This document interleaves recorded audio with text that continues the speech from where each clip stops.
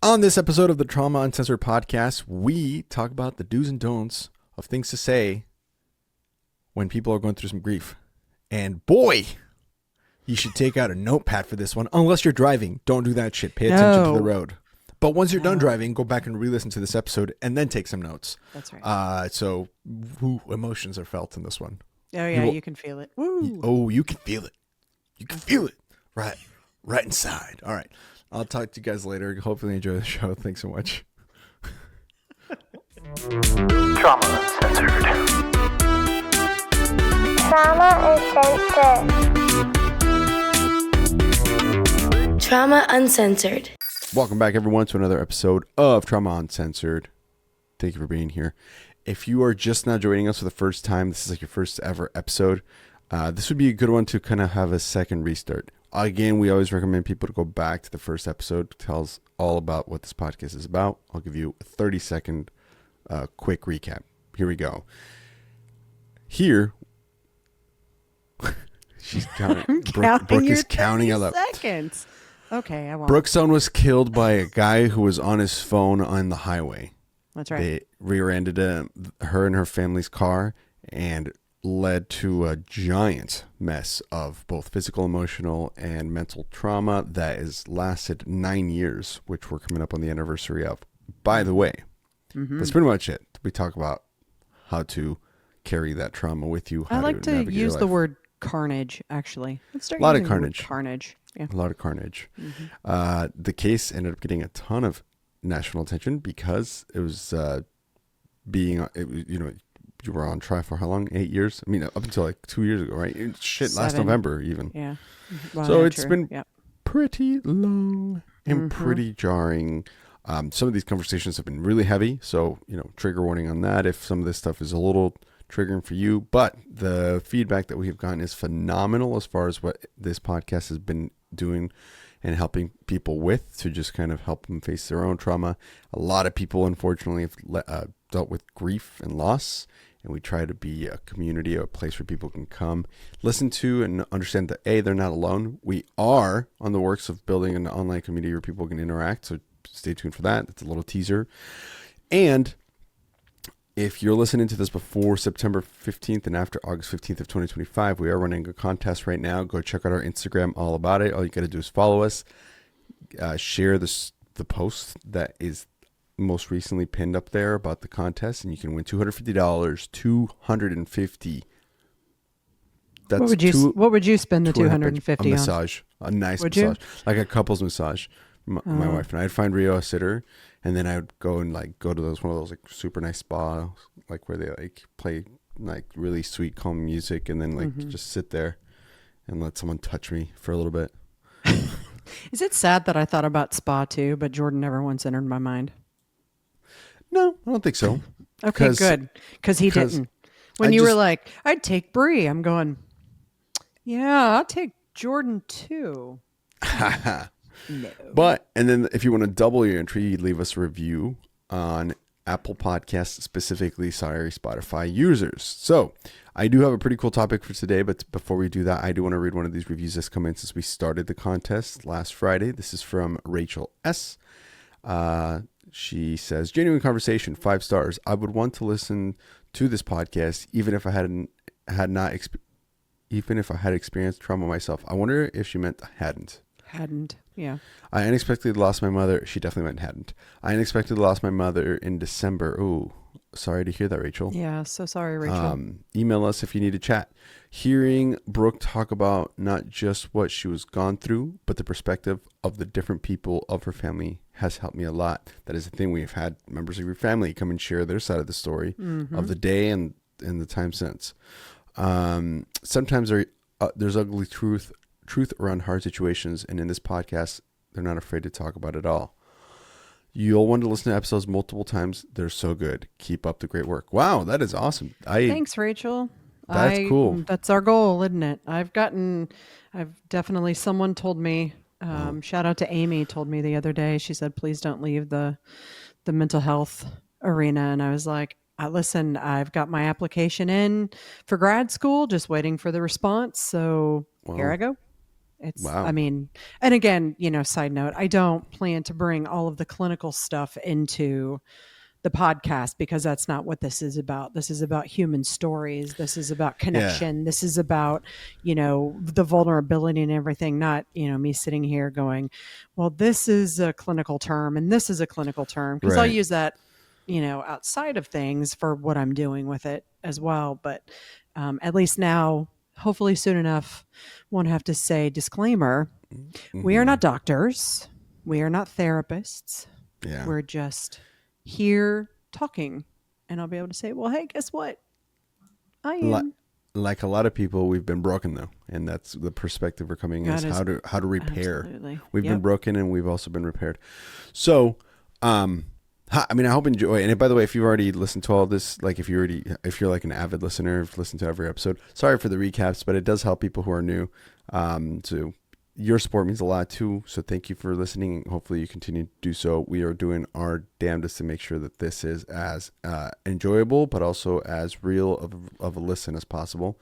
We understand we're asking people to take time out of their day to listen to some of the stories we have to share. And that is not something we take lightly. So thank you for being here. We're honored. All right, Brooke, let's just jump right in.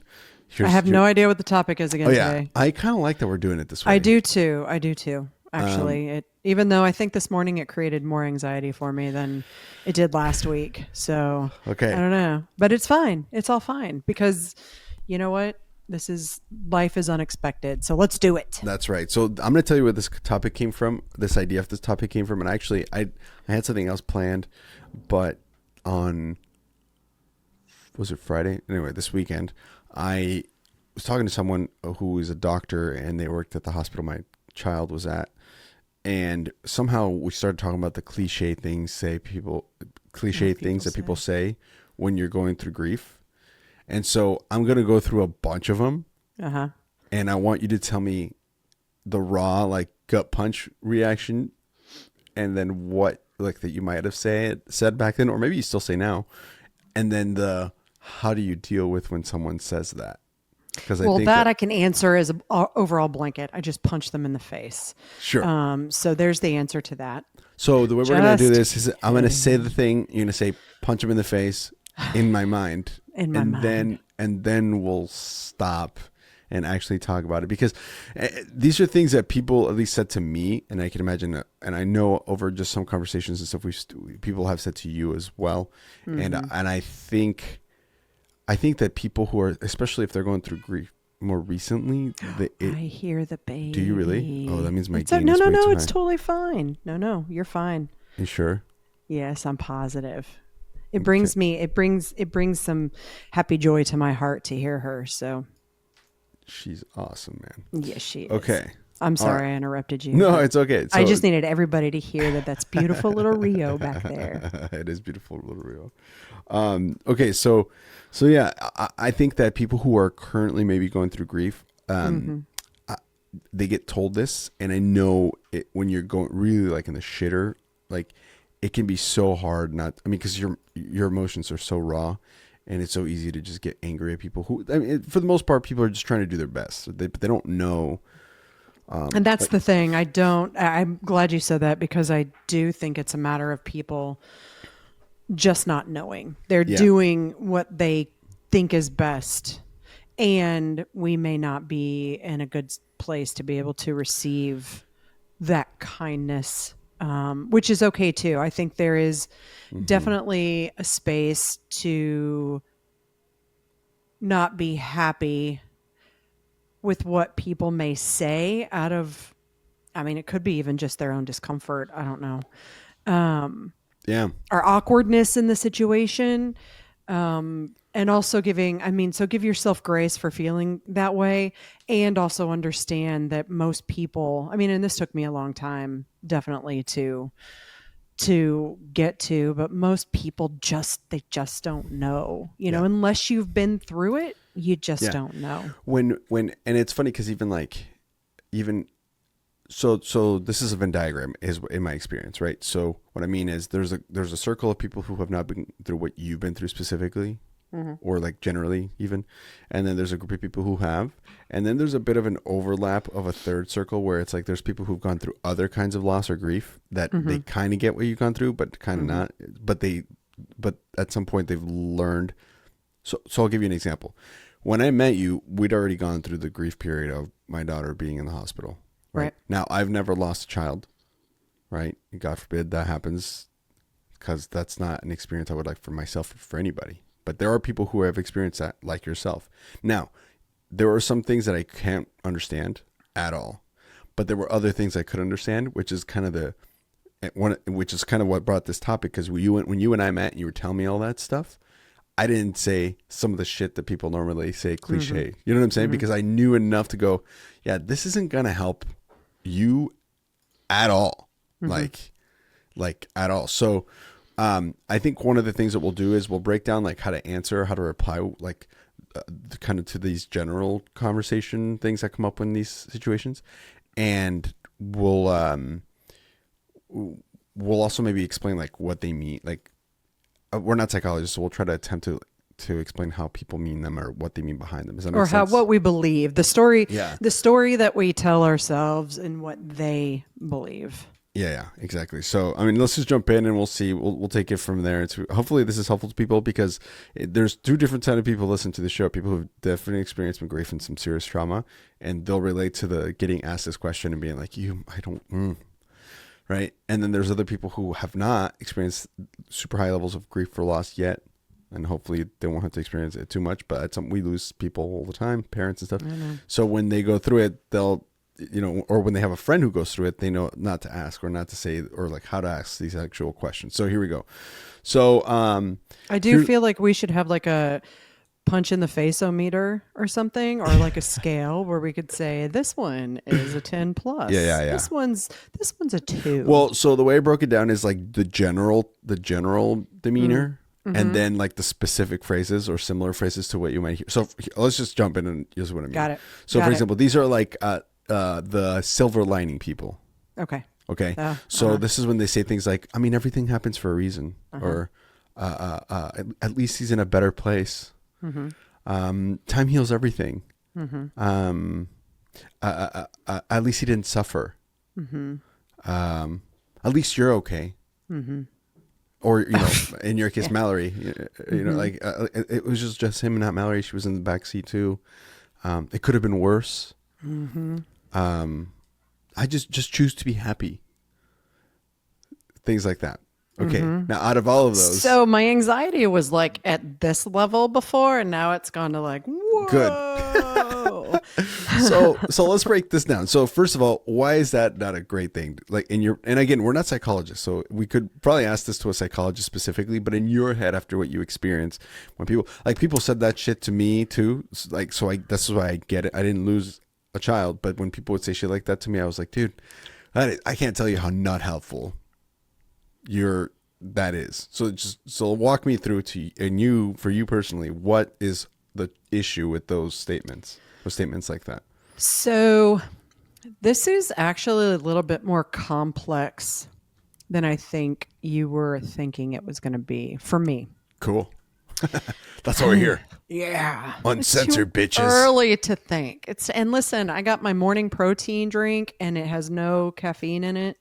So I'm trying to supplement with half-calf coffee. Sounds like a great idea, doesn't it? Okay, so I'm going to answer this from the 2016 to the 2020 spring of 2024, Brooke. Okay. So from September 15th, 2016 to, I would say, around at the end of March of 2024. None of those made me feel better ever. Because ever? No, there is an and in this. But it's going to come in a minute. Those are not when I was so stuck, and the OCD was a huge part of it, honestly, because with my OCD comes rumination and the cycle patterns and the what ifs, and I could have changed this. What if I would have done this differently? I mean, I really could go down the rabbit hole of these awful events and how I could have personally changed them. So for people to, I'm already in this state of hell in my mind of, and Jordan will tell you that he's known that things have gotten really bad for me when I start to go back to, I wish I never moved us to Florida.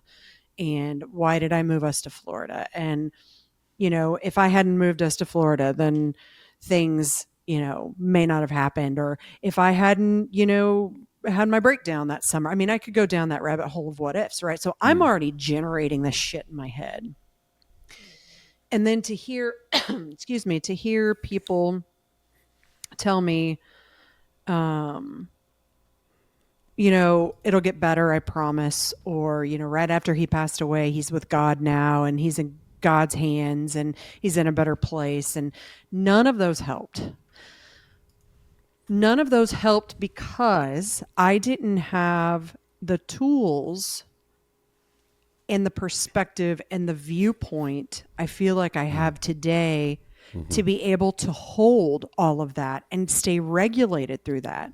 Yeah. I could sit and go, in the beginning, people would go, he's in a better place or, he's not suffering. And, I'd be like, fuck you. His place is here. His place is with his family, and if this is, God needed another angel thing, well, that sucks. Pick a person who's lived their life, or for crying out Lee. Who's Lee? I don't know. I don't either. Never met him. No, me neither. For crying out loud, why couldn't it have been me instead? Right. So all of those things are what generated in my mind.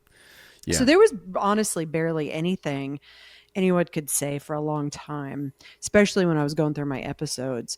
And what's interesting is I have a very dear friend named Alma. One of my closest people for the longest of times. And I remember, especially through the dark times, like she has stood by me.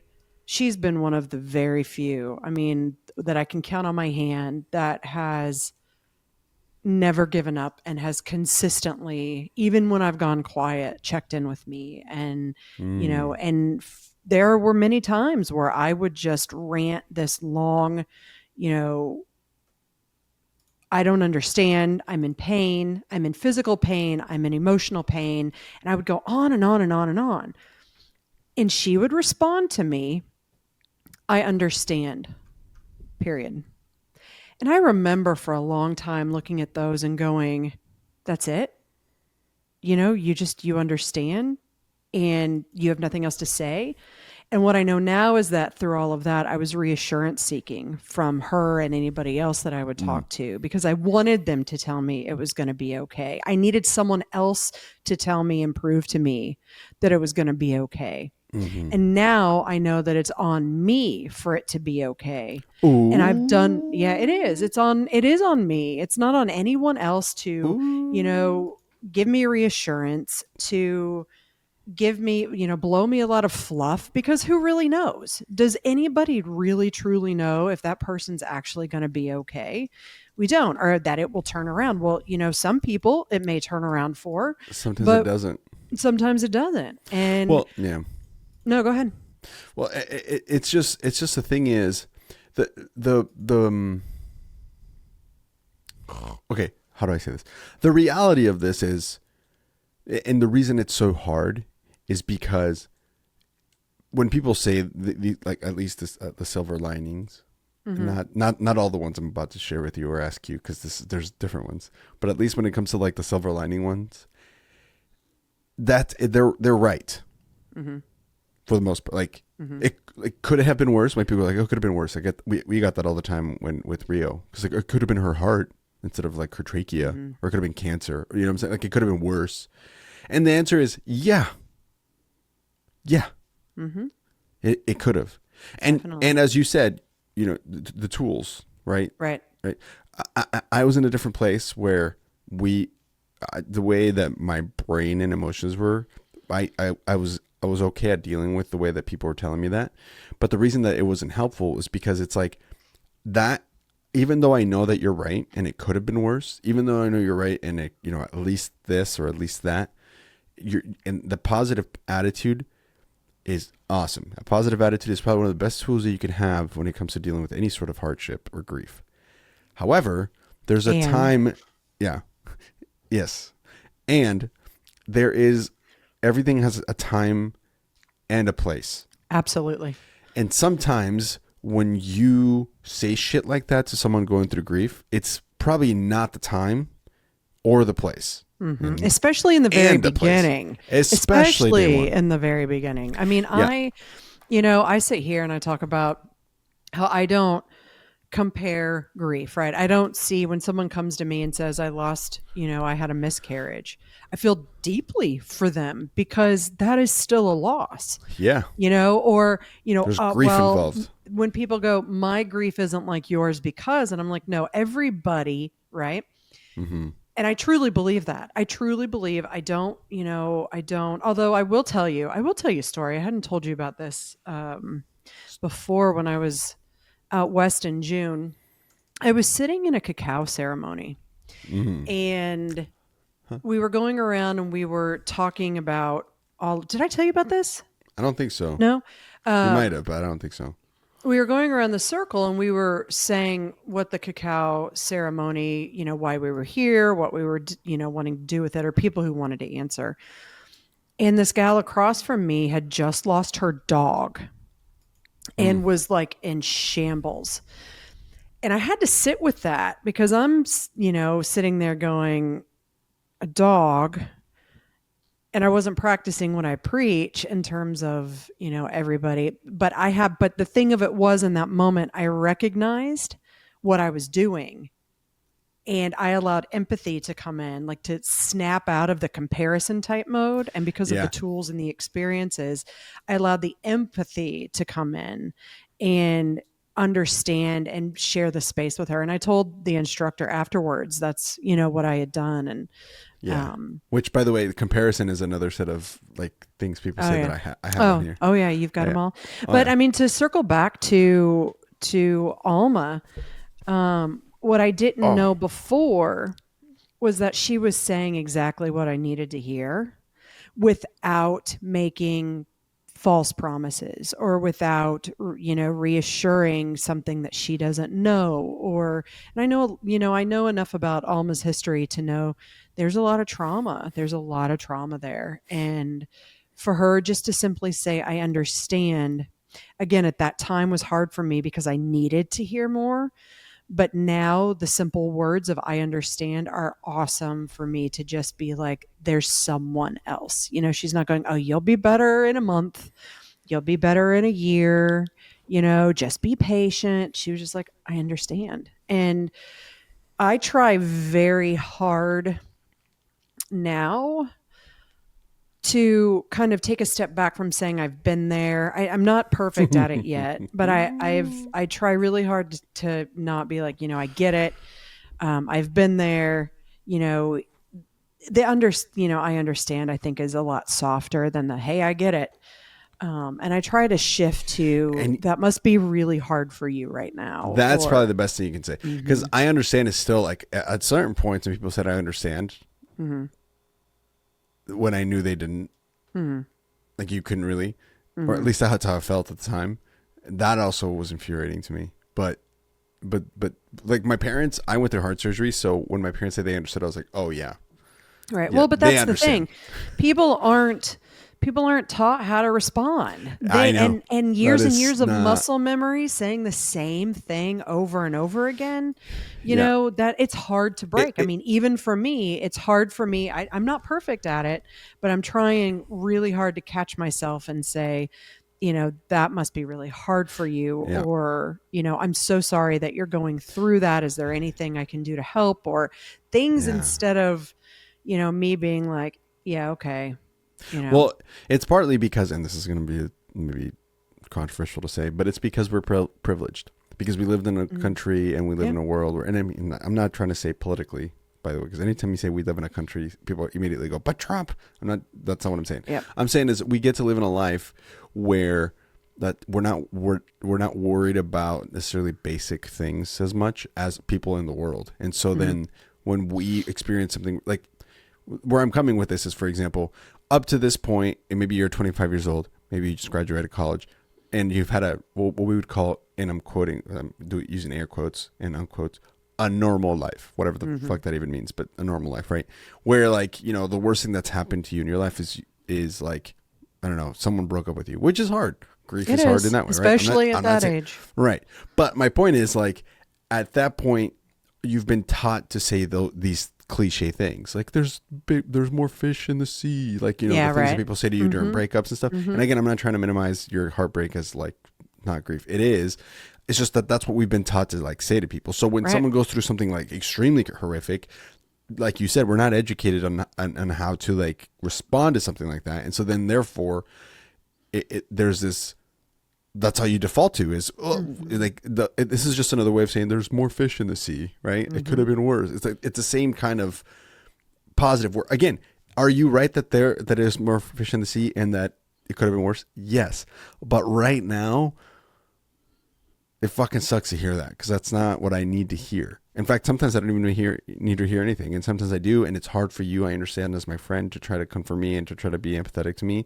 But honestly, like, I can't tell you how to coach me or how to help me right now, because all I can think about is what just happened. And the issue is that for some people, that grief lasts longer than others. Sometimes it comes back, it circles and never goes away. There's moments in time, there's dates specifically, there's situations that are triggering. Like, you never know. And so therefore it's difficult, and we understand. At the end, I do want to come up with like a list, or like get your thoughts on some lists or some things that are helpful to say to people. Sure. That could be helpful. But so far, but by the way, you like the topic so far? Because I think it's really interesting. Yeah, no, I think a lot of people are going to resonate for sure. And I think a lot of people are going to have a lot of things to say, their own experiences. And so here's one that I may have talked about before, but one thing not to say when you're at someone's funeral or memorial is to say, I know what it feels like. I lost X, Y, and Z. Yeah. I'm sorry for your loss, but in that moment, there's nothing that compares to my loss. There's not. It's not. It sounds harsh, but that's exactly the truth. At Logan's memorial, I don't remember. I remember enough about Logan's memorial, but in that time it was very hard, and things aren't as clear as they probably would have been otherwise. But I remember, because we were standing at the door, and I have no idea who this lady was. I don't know how she knew Logan. I didn't know how she knew us. She walked up though, and she said, I understand. I just lost my sister. And for me now, I'd be like, oh God, I'm so sorry. Is there anything I can do to help? Then I was like, I did say, I'm sorry. I'm sorry. Are you comparing your loss of a sibling to my loss of a child? Yeah. And ... silence. So again, it's all about where you are in the journey. But again, for me, it's also about you recognizing that you have to be the one to change the outlook of all of that. Yeah. And it's hard to hear it is at the beginning, regardless of where you're at. Like, yeah. Well, there is freedom in it. And that's in your time and your space to do the work. Now, I don't encourage holding on to that for years and years and years and years, because that anger just builds up inside. And I fully believe anger can spark cancer. My dad is the number one poster child for that. But yeah, I do think there is grace in being able to be like, no, these comments are not okay to a certain point. Yeah. And so that brings me to the next section of comments, which are the comparing and the minimizing. So these are they look or sound something like this.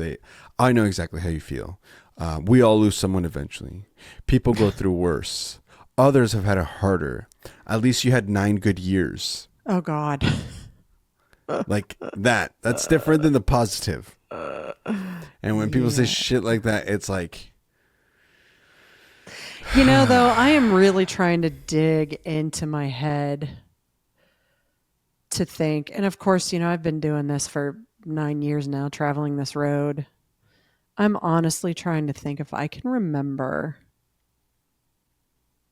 really ever hearing someone say something to that degree. At least like the one that stands out the most for me is at least you had nine years. That may have been something. I don't know. When people say that, it's like, see, I'm just sitting here. This is when I kind of get into that perplexed state, you really know that my wheels are turning.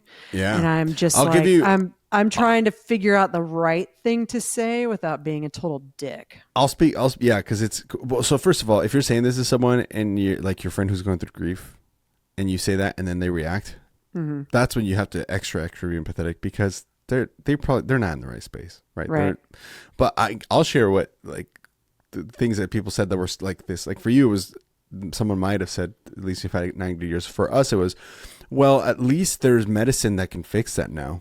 This is what people said to me. Which again, the problem with these things is it's true. Right. All of these are true. People are going through it harder. Yes, that knowing that the world is darker than the room I'm in, like there's a darker room in this house than the darkness that I find myself in, is not helpful. Because deep down I know that that's true, which is also not helpful, because now I feel guilty for feeling grief, which is fucking worse.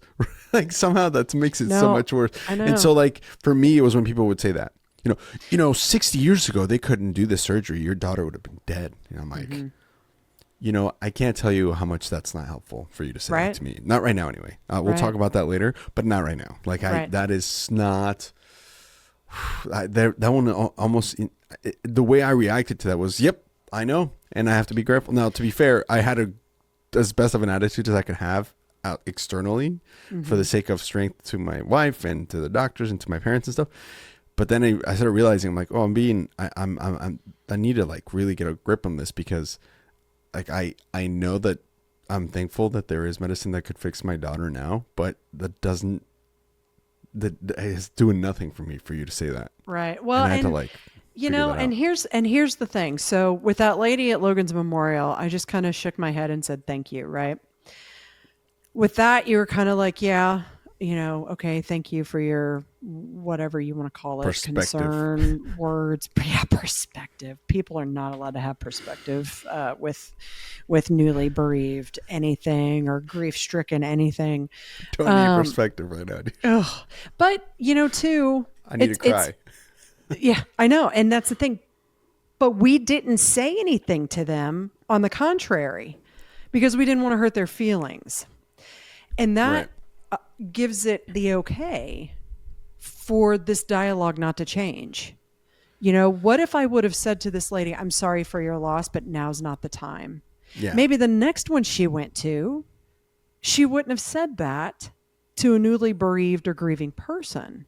Right. And so I think it's on all of us as a society to begin to actually say how we feel in those moments. Now, I'm not saying, just be angry and bite their head off. There are always respectful ways of, saying how you feel. But if we're not doing that, and if we're not stopping it and reframing the conversation or reframing the comment period, then how are people supposed to learn? How are they ever going to change it? It's almost like we have this guidebook that we were taught as a young child. And again, it's that muscle memory type of thing. We know this to be true. We know this to be okay. Well, really, at the end of the day, it's not. It's not okay in that moment. Now, if I'm sitting in a grief group, that's why we clung to grief groups after Logan passed away, because that was the one place where we felt like we were not alone and we could share these stories. And if they said, I know how you feel, or in some regards, then that wasn't so much of a slap in the face. Because shared trauma is a powerful bonding agent. Right. And a lot of this is helping you not feel alone, because you feel like it's just you going through this in the world. Right. And it's and that's what I said last week when we were talking. Exactly. I went home and I was so tunnel visioned that I couldn't wrap my head around there being anybody else in the world who has ever gone through it or is going through what we had just experienced. And, I was watching the Today Show and they're all happy and bubbly and all this jazz. And I'm going, hey, hi, my kid just died. I just lost my child. Yep. What the hell are you so happy for? And why is this world still turning? And I think that these are very commonplace ideas, honestly, that people have in any sort of aftermath. The why me is so powerful and is so dangerous. The why me is so dangerous. I mean, I would never, ever, ever say this to anyone early on in their grief or until they were ready. But I still stand by at this point with the work that I've done, well, why not me? I was going to say, why me is dangerous if not paired with its brother or twin, which is why not me. Like those two questions have to come at the same time. Because why not me can also be a pity party. Like why not me? Why not me? That's also a bad, shitty attitude. You have to have both of those. Why me? Why not me? Right. And if you can answer both of those questions, that's pretty which you're healthy. Not going to in the beginning. You will never ask yourself that ever. When you are able to answer those questions, you're in the right direction. You're at least headed in the right direction, or things are moving well. Because I'm able to look at the why not me now and see how life has unfolded since Logan passed away. And again, disclaimer, I would never sit here and tell you, I'm glad my son is dead. I, am glad at how things turned out. I mean, obviously, I would give everything I have just for him to be sitting next to me right now. Actually, he would have started college a couple weeks ago. Yeah, so, that's true. But I also have to look at things and go, this is how we have evolved. And here's that word we used last week, because. Right? It has evolved because I have been a better person. I said in the very beginning that, if I could just be half of the person that Logan was, then I'd be on a good track. And I feel like even through the hell and the ups and downs and the hardships and, the suicidal ideations and attempts and all the things, I do understand that I have found this path, this way, this new way of being and thinking because he passed away, not because I wanted him to pass away or I would have chosen that over, but I have a hard time thinking about who I would still be, honestly, had he not. And that's the thing. You can live in both, right? Yeah, because those things are true. That's again, that's the issue with some of these comments is that people are right. It is going to be, and here's the situation. Like, here's the reality of the situation. It's not going to be okay. It's never going to be okay. But the goal with grief is not to make it okay. Right. The goal is to make yourself okay. Right. And that's a whole different avenue.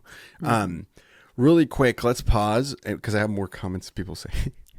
That's fine. So let's pause, but just so we can kind of give people some love back. Here are some things that might be helpful to say, right? So we'll do comments don't say. We'll include some that you should say. Then we'll go back to don't say, and then it will, you know what I'm saying? That way it's not like okay. So you've already alluded to some of them, and I tried to think of some that when people actually were there for us, that was like, oh, actually that was helpful. More of that shit, right? So, for example, you already alluded to one of them. So, hey, this is unbelievably hard. Like validating someone's feelings and how they're doing. This is acknowledging that reality. This is so hard, right? I don't know what to say, but I'm here. Oh, I love that one. That's huge, a great one, right? It's being honest, but at the same time, it's just letting someone, especially early on in the grieving process, it's huge. If you want something more practical, it's like, okay, I'm not really good at being there, or maybe you're from far away. So how do you help? Is being specific to things that you can do for help. So for one of the things, for example, that happened with us was meal trains, where people, one of our friends put together a meal train because the last thing we would think about is what we were going to eat that day, because we were like just at the hospital, like being with Rio, like talking to doctors literally all day type stuff. And then all of a sudden there was a point where we were like, oh shit, we have to eat.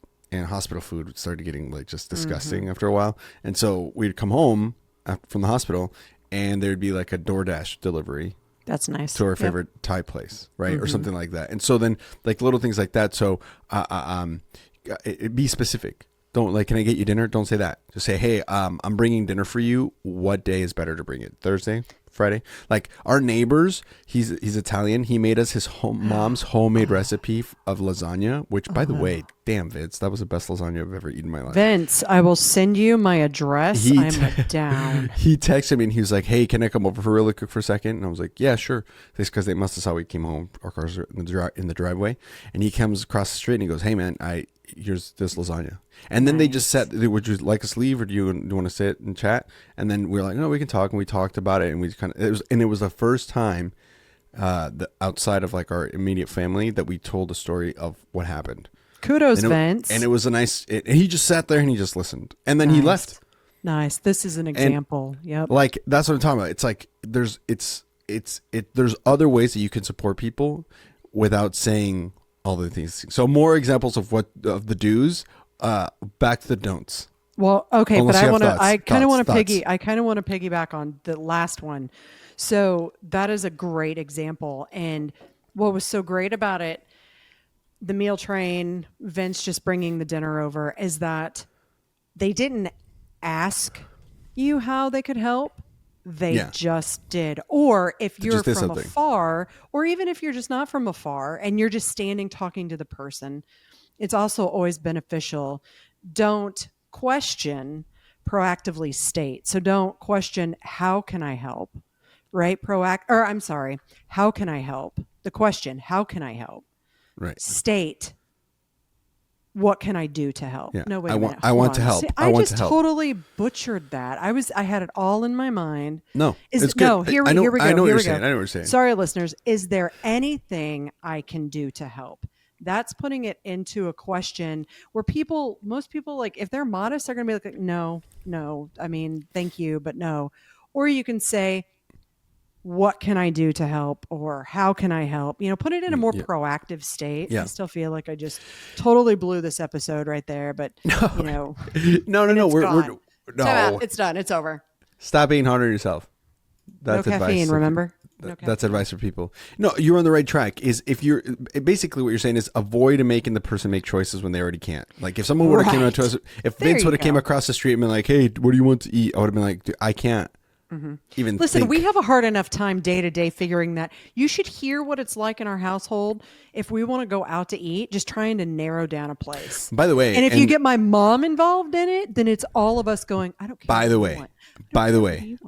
way, I have an idea. Do you want to, could we get a total tangent, like way tangent on this? But we might listen, you're speaking my language. That's my middle word. This just to lighten the topic a little bit, but this is total tangent on this topic specifically. Really quick idea. And I don't know if this is, maybe we should invest in this. Someone's going to hear this and steal our idea, or maybe it already exists.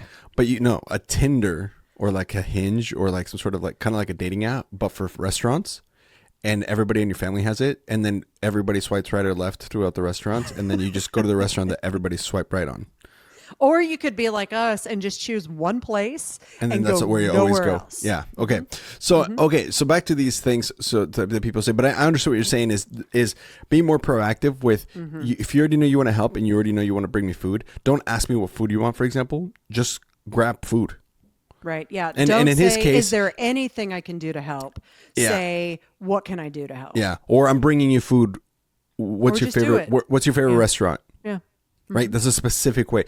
And in his mind, the way they did it was he made a very special plate to him, and it took time. He made lasagna. Do you know what I'm saying? So like that meant so much to us, and it lasted for like 3 days. It was amazing. Like, honestly, we had a meal every train part too. Every part of that was really helpful. It made life a lot easier. Yeah. Although here's my own little quick side note. Mila's birthday was Friday, and we typically go through and do all the, sorry, I'm squirming too. My back is killing me today. We always get donuts, right? Logan starts this tradition, and then it's his birthday, then it becomes his birthday and his angel date. And then the girls are like, I want donuts for my birthday. So we go June, July, August, September with donuts for breakfast on a certain day. And I'm like, time out. Absolutely. No, listen, Absolutely. I can't because you don't just get one donut. There's this place up in Nashville that is the best donuts ever. And we get any excuse to go up there, but we can't just buy one each. And I'm like, and I know Danielle's going over, why are you eating more than one donut? And I'm like, because I can't stop shoving it in my face because they're so good. That's an issue. Not an ish me. Donuts for breakfast is a good idea. Also, come to Portland. We have real donuts. Oh, I will. I am. I'm going to come out and see you don't even know. So she actually decided that she wanted Lucky Charms for her birthday breakfast. And that I was so excited. I haven't had Lucky Charms in forever, but it holds a special place in my heart because after the crash and we moved in with Carolina and Paul, I had a box of Lucky Charms on hand at all times. And I would just eat that with, well, it doesn't matter what milk I used. It was an alternative milk, but I would big bowls that's what I lived off of. That was my comfort food after he passed away. I destroyed Starbursts. I mean, I must have, my shit must have been orange or red for a while. Do you still have any of your teeth? Yeah. After that? Oh, and they're all real. So far. I mean, I did brush and floss regularly. PSA kids, if you're going to eat that much sugar, make sure that you are brushing 12 times a day. I did. You are flossing. And, I did. I got too meticulous. Okay, back to these we should comments. do an episode on what our favorite comfort foods and stuff are. Yeah.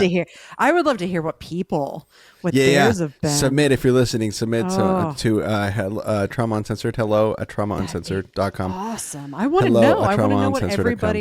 Tell us what your comfort food is. Yeah, comfort food, comfort drink. Hello at traumauncensored.com. There you go. Hello. And mainly because I want to eat all of that. Okay, hold on. back to these. And we haven't talked yet on air about this, but I'm in the process of creating comfort boxes. Oh yeah. And subscriptions and all of that stuff that people can buy for themselves, can buy for their loved ones. And it would be a really interesting thing to know. I'm going to put this out there for not just food. Oh, there it goes. Oh, there it goes. Okay, no, we're back. No, you're doing the care packages. No, you're good. Yeah. Did care packages. It'd be good to know what people's comfort foods are, so maybe we can put some of those in there. Like we could or put even Starburst. just comfort items, you know? Put Starburst in there. We could, you know, we should. We're not sponsored by Starburst, but we could be. But we could be. You could. I mean, you could. Let's talk to Starburst and Starburst. Be like, hey, this sponsor is what us. we're doing. Everybody text Starburst. Hello at Trauma Uncensored. Okay. I'm just gonna start saying it random. Hello at Trauma Uncensored. Hello. Okay, hold on. We got to go back to these because we. I mean, we could do a part 2 on this, but I know we may have to. All right, go. Okay. So the next part is I'm going to skip the one that when people start throwing like morals and shoulds in there. Yeah, I don't, that. I'll skip that for now. We'll skip that for now because that one still kind of makes me mad. The other one is like when people start giving you unsolicited advice. So like, have you tried therapy? Oh my god, you have to go to Ecuador. They have ayahuasca there. I got someone saying that shit to me. Really? Yoga. You gotta do yoga and breath work. People weren't doing ayahuasca and ketamine was just on the scene. Yeah, go outside. Get into nature. Find a new hobby. Get yourself you should get into something and just distract yourself from this. You know, you need to be more grateful. Give me positive affirmations. Fuck that shit. And I'm like, my God, no. My friend Doug. My friend Doug lost his first wife during childbirth, and we were. Oh my God, I'm trying to remember early 20s, and I remember after Logan died, having a conversation with him and being like, "How the fuck did you do this?" And he's like, "You know what I did? I laid in bed and I binged watched all these shows, and I allowed myself to just be in bed and binge watch these shows. That is it. I mean, I wish I would have allowed myself to give myself that time and space. I'm such a busybody, and I always have been, that it's hard for me to sit still. And then that's why, almost immediately we're starting this nonprofit and, this and that and the other. And I never gave myself just time to lay in bed and binge watching shows or, but then again, and Landon was just a baby when this happened. But I know he had a lot of people around helping care for him and for Landon. But, there have to be those moments of, you are okay not to get out and not do and shit. Exercise and go shopping at the mall and throw a birthday party and celebrate Christmas and give yourself grace to not be okay for a while. And it's okay. It doesn't mean that you're necessarily ever going to get back to it fully or want to get back to those activities, but it will also take time. It also takes time. I remember my emails just exploding. I couldn't check my email. And to this day, I'm really bad at email. It's something that I have not really been able to go. I'm not on it like Professor Brooke was. I'm not as quick to respond, clear them out. But see, this OCD gal can't handle the clutter. But then he passed away and it's been an ongoing thing. Now I'm not just ignoring it. I have to sit down once a week and actually go through them. But. Well, so for me, and this is the same, similar but different, is I went back to, like, for example, I went to go play soccer, and some people close to me, and it's actually, now that I think back on this, the first time I really thought about this, but I can't believe I had to justify or explain it to people to do this, but so we were in the hospital. We'd get there by 7, 8, 9 sometimes, and then we'd be there till 7, 8, 9. Like, literally, it was like a full-time job, just being at the hospital. And sometimes there'd be a soccer game like at 9 or 10, and I would go play. Mm-hmm. And people wouldn't know, like my teammates and stuff wouldn't know, and they didn't know. But other people who knew, who then found out I went to go play soccer, were like, "Dude, you could have been at the hospital." Like, they try to somehow I was supposed to feel guilty because I wasn't there 24/7. Mm-hmm. And there was already a part of me that felt that way. But what I found, and like binging TV, for example, is a good one, right? Or kind of some of the stuff you mentioned, is any sort of like general level of normalcy that you can find yourself back at is actually helpful. Mm-hmm. And luckily for me, mine was soccer. And so that also helped with the exercise part of it. Would also help me get some, like, I remember I've never kicked a ball harder in my life, just to, I'm sure, out of rage, Well, like, and that's all very healthy coping, or healthy coping mechanisms. Yeah. All of it. That's healthy. I found out later that was, that I was doing that, and it was healthy. And I try to give Bree space to it, like go on bike rides or whatever that she did that was normal. But like for me, for like at least those 45 minutes, something felt normal again. Like the first time I clicked on to watch like the Padres play, because it was the postseason, I remember I felt guilty because I'm like, I'm watching baseball, my kid's fighting for her life. But I remember in my head, I'm like, no, like you have to have some sort of anchoring point that keeps you back to normal reality or normal life, because this isn't going to last.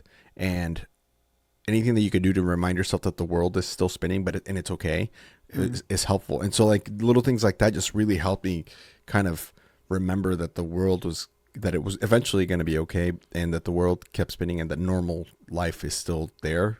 It's just going to be a little different now. So that was helpful. So I get like great. That is because it's great, like, hey, it encouragement for people who might be going through or will go through. Because for me, getting back into any sort of normalcy, it wasn't there. It wasn't there until I forced myself to. We moved after the first of the year in 2017, back out on our own.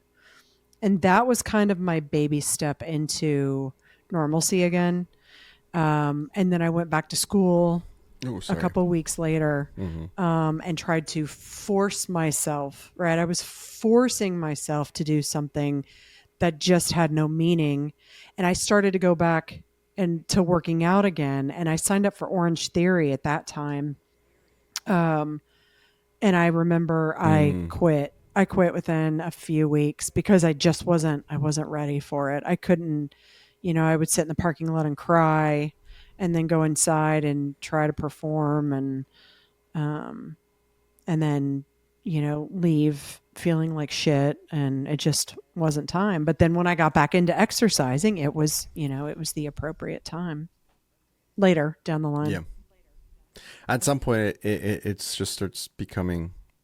I think as a griever, your job is just to understand that you're in grief and accept it, and I know that's way easier to said than done. But there's a point where you have to, like you said, you start realizing it's on me to move on from this. And you take your time to get to that point. But everybody needs to know that there is no right or wrong. There, as long as you are staying healthy, and not coping unhealthily, there is no right or wrong. And it's also going to be up to you to start to walk forward with it. It's not, nobody else is going to do it but you. So yeah, only you have the shoes on. Okay, so the last other common things that people say, and then we'll close with other do's. So a couple more don'ts, and then we'll close with a couple of like, yes, do this, or this is helpful. At least this was helpful to us, and then we'll wrap this one up. But okay, so unsolicited advice or fixes, don't do that shit. Don't be the person that says go to yoga or whatever. Meditate. Don't do that. And then also, you could encourage police. You could encourage. You can always. You want to go to yoga with me? Yeah. I mean, different. Encouraging is okay. Just don't make people feel like they're a bad person or make them feel guilty for needing the space. Correct. Yep. Yeah, correct. And then also do not, and this is probably the biggest one. I wanted to leave this one at the end because I probably would have punched people in the face for this. This never happened with me and my friends, and I don't know if it's because I told them specifically not to tell me this or because I just knew better. So that's maybe I got lucky. But I know that other people were being told this who were like NICU parents that we talked to and stuff. But do not police the timeline of people's feelings. I'm going to say that again. Do not police the timeline of people's feelings. And the way that looks is you might say something like, let's see. Or shouldn't you be over this by now? You're going to. Woo! Good thing you saved this for last. Why are you still so mad? Why are you still so sad? It's been enough time. It's been a year. It's been 2 years. You should be over it. But it's hard not to believe that or think that because the workplace puts a timeline on when you're supposed to be done grieving. My mom got 3 You're posting about this too much. Bereavement. Oh my gosh. Yeah. Oh yeah. You've got me. Okay. You talk about this too often. Well, though, I'm anything like curious. that. I'm wondering if that's why people also start to disappear. They feel like you should have, or that you talk too much about it, or because they can't handle your pain. Now, again, the problem why this one is so infuriating is because, again, a lot of these things are probably objectively okay. They're probably correct in some ways. So let me explain. Let me explain. Yes, and. Let me explain. So the reason why it's so hard, I'll do an example, like a tame example of this, and explain what I mean. But it also applies here. So, for example, when you have a friend. And say it's a female friend and she's dating some guy and the guy's an asshole. I mean, clearly an asshole. You can tell from outside of the relationship, not necessarily like totally like a giant asshole where he's like cheating on her or something like that, but it's more like it's obvious that they're not compatible, right? And all the time she's coming to you crying about, oh, Jeff said this or Tom said that or whatever. And then you're giving them advice. And it gets to a point where at some point you're like, hey, y'all need to break up. Like, it's very obvious that this isn't working as a relationship. You need to break up. Right now, the problem is we've all been in those relationships as well. Right. So sometimes you're coming from experience, but the reason that you're coming up with it's sound is because you are not emotionally attached to the situation, which means you can think rationally and logically about what is happening. Right. And so the person who's in the relationship that you're giving advice to, they are thinking with their emotions, not with their logic. And it would be so easy if we could all just think with our logic all the time. But the thing is, we're human beings and we fucking have emotions. And so therefore, the people outside of it can think rationally, right? The problem is feelings are fucking mean sometimes, and they're just information, right? So when you tell someone like all the other ones that we've said so far, God needed another angel, or shouldn't you be going to yoga or whatever. The problem is you're right. Like that it works, but I can't think about that right now because my emotions are so big and deep from the giant grief that I'm experiencing that I can't even think logically, which is why it's so infuriating that you're telling me this, right? For example, at some point you do have to, I don't know what the fuck it is. And it's not like it's a universal, like, oh, by the way, it's different for everyone. Days, 17 hours and 45 minutes. You should be over this by now. It doesn't work like that. So you are right. At some point, I should be over this breakup, or in my case, this grief, right? At some point. But the thing is, you don't know when that is. So, and you're not the feelings police. So it's not your job to tell me or write me a ticket for the fact that I'm still not over this. However, and at some point, it's true. At some point, if you broke up with someone or someone broke up with you, you got, and it's been 10 years and you're not over a breakup from 10 years ago, maybe at that point it is like, hey man, that was in college. Oh my God. My dad did that with my mom. They divorced in 86. My dad died in 2022. And I swear to you, every single day he never got over it. Like he would be like, oh, this would have been our anniversary. Should I send her flowers? I'm like, no, you jackass. No. 1986. No. Bill Clinton hadn't even been president yet. So that, and that's my point is like, that's my point when I say like, they're right. Like at some point you do have to, you have to start healing. You have to start healing. Not get over it. That's a different situation. Healing is different. You never really get over it. Like again, it's never, and don't ever say get over it. Don't ever say get over it to someone. No. Don't ever say get over it to someone. That is it's a shitty thing to say to anybody going through any sort of grief, especially if it's loss of like life. But so I guess that's what I'm trying to say is there is a timeline, but the thing is it's different for every human being on every different day for every different situation all of the time. And so you are nobody to tell them the timeline. There is a reasonable timeline, sure, for certain situations, absolutely. You don't know what that is, right? Clearly, your dad had some healing to do about the fact that he was divorced, right? At some point, somebody might have helped him. It was on him also. No, the onus is still on him. He was attached because of childhood trauma. He just never wanted to do the work to figure that out. Yeah, and he didn't. So back to the thing, it's all on you, right? So that's why this is a fine balance, and why this one's so infuriating is because we know that it's up. Like I know for me, for my grief, there's still grief and trauma that I'm still dealing with, right? And so like we are talking about, as we talk about this podcast, there's moments in time that emotions rise because it's impossible to have it be fine, right? Like it's not really it won't ever fully heal. You have the responsibility to work on managing and handling and growing from this hole that you got put in because of someone else's choice. And it's important to recognize that. However, as a person that is a friend that's grieving, it is never okay for you to tell someone, hey, get over it. Because you don't know how or what, fractures that caused in someone's life, in their mind and their heart, right? And sometimes physically too. So, well, I mean, I told you the story, didn't I? I think I told the story about how we were in Indiana in December of 2016. We'd come back and we were spending Christmas with our different families, and we had gone to some little burger place with Jordan's mom and dad, and Jordan had gotten upset with someone outside. I mean, short fuse, grieving father. I mean, immediate grieving father, right? Yeah. Whatever. And I remember Tom just going, why isn't he not over it? He's got to get over it. He's got to get on with his life. And I remember telling him, I'm like, dude, 3 months ago, he lost his kid. Yeah.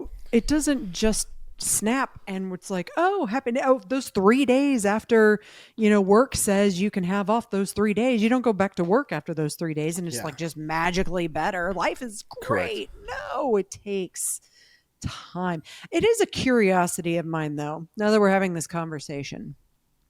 I do wonder, because of the way our society is run, how we grow up, the Disney fairy tales, X, Y, and Z.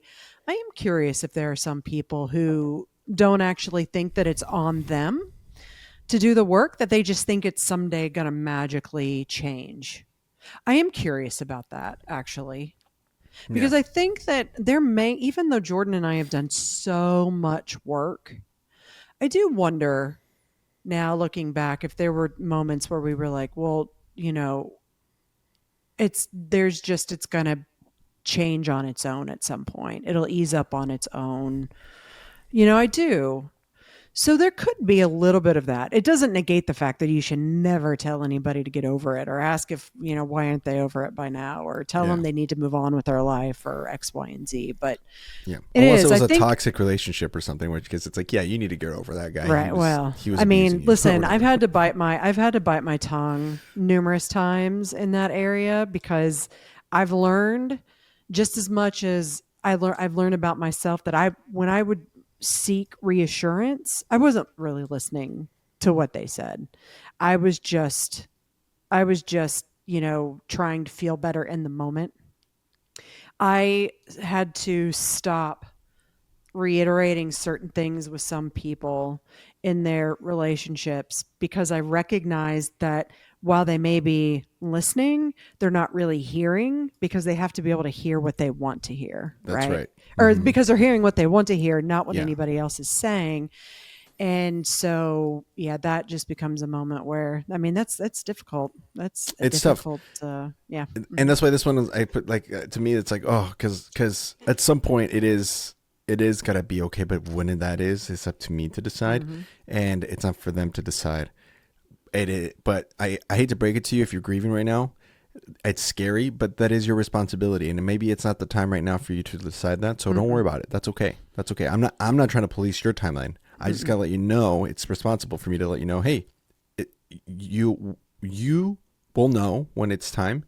And when you hear even a whisper of that voice inside of you telling you that you can make it and that you're going to be okay, but that you need to work on this, cling on to that. Listen to that voice inside. It could be tomorrow. It could be next year. It could be in a decade. I don't know. I wish I could tell you. I encourage not living with it for an extreme amount of time, because then you start to get into the potential for chronic pain, because your body's holding onto the stress. Don't I know? Yes, I do. Is my back bothering me because there's an injury today? No. Is it bothering me because of stress? Yes. I've learned to, figure all of my body points and what they're telling me at the time. But I think this is actually a very good dialogue, because it allows something to open up for people who are listening to maybe hear that they are responsible at some point for their own care, their own well-being after certain events or after events, and also teaching the broader community too things that aren't helpful for those people walking the path. Some things that are said just aren't helpful. So on that note, a couple of things. Yes, they're responsible, but it's also okay to get help, whether that's from a professional or from a friend. Well, that's kind of what I meant, but yeah, I get what you meant. But now on that note, here's our last couple to close this out, because we got to wrap up here. Let's close this out with some other things that are helpful, maybe longer term, right? So for example, as we talked about, immediately after, meal trains, I don't know what to say, but I'm here. This must be difficult. This is so hard.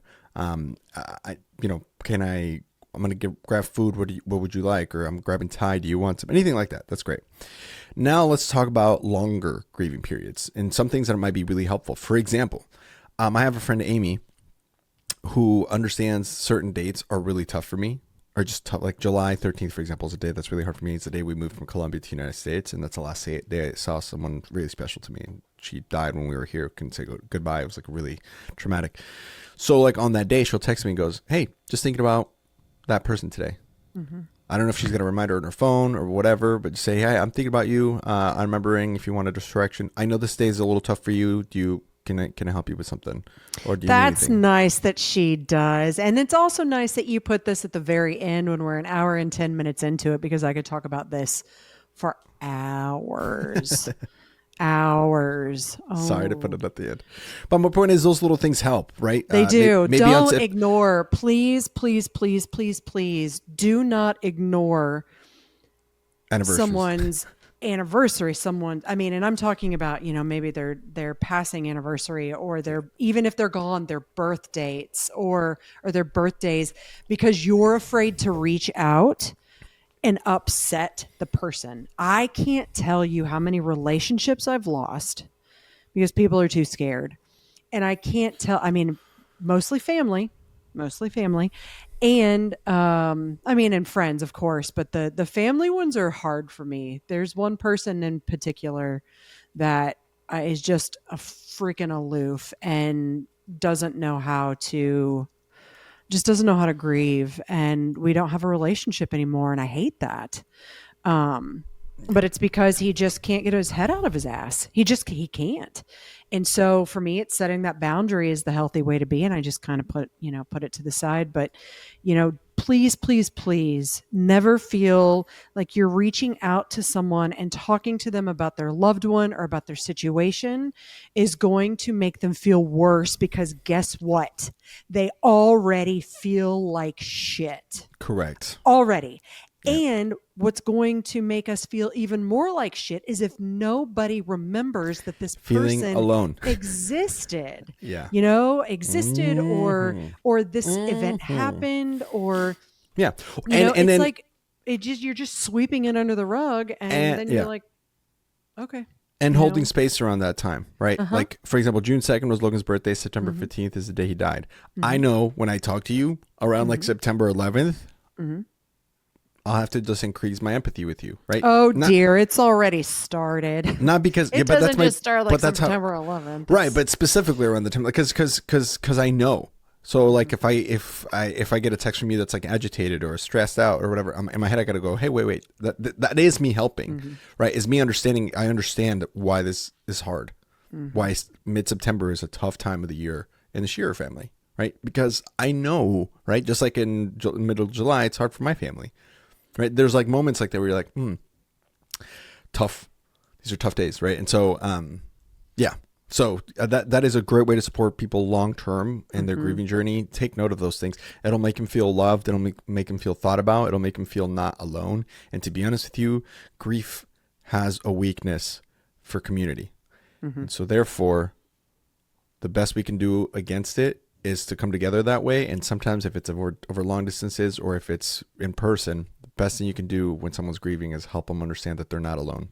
You don't need to do it. You don't need to carry for them at all. But just as long as there's someone cheering on their side and they know that they're not walking through this shit alone, that can go a million miles to helping them carry that weight in their own right, helping them strengthen so they can carry that weight. So that's what I have to say about that. Yeah. Woo. And on that note, we're going to wrap this episode up. Thank you much for everyone who listened. Y'all are the best. Talk to you later. Bye. Bye.